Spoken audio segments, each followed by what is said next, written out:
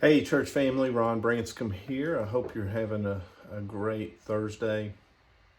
And I get the opportunity to share about Ezekiel 22. And buckle up, because it's a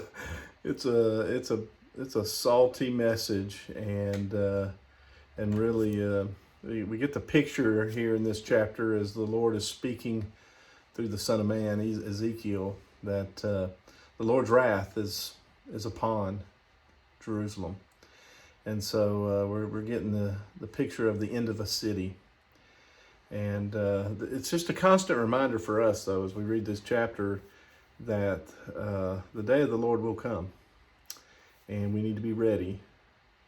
And we need to be in prayer. We need to be seeking God, seeking His Word, so that we can be encouraged to stand up and fill in the gap.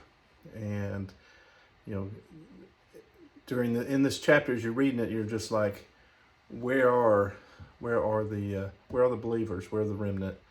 And obviously Ezekiel was being used in this, and you also had Jeremiah back during those days, and all the prophets. But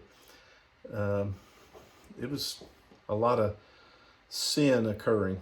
And so I just want to go through this chapter. I'm just going to hit topics based on sections of verses, and I'm going to steal from what Pastor Josh was talking about Sunday. I'm going to use all letters with D.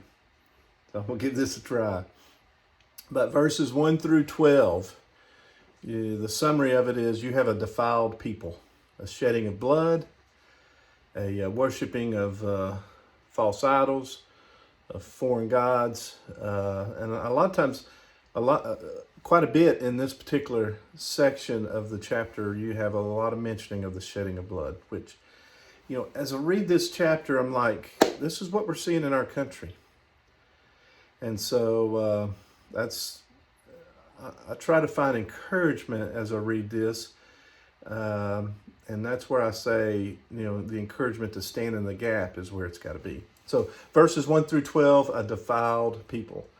Verses 13 through 22, I would say, is a doomed people. God's wrath is coming upon them.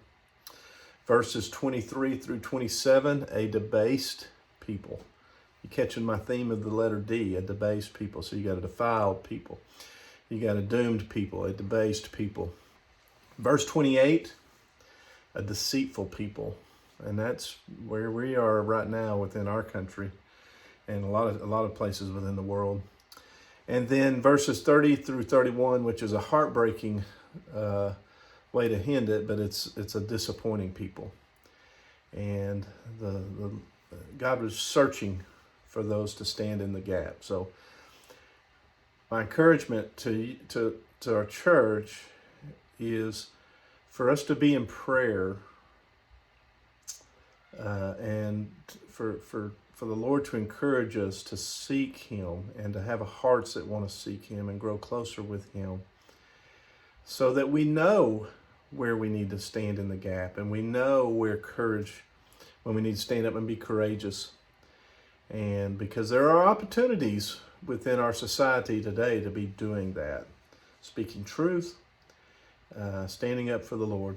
And so Ezekiel 22, it's a tough chapter. There's a lot of doom and gloom coming upon Jerusalem, and that's about the softest way I can share about Ezekiel 22. God bless. I hope you have a great day, and Lord willing, we look forward to seeing you Sunday. Take care.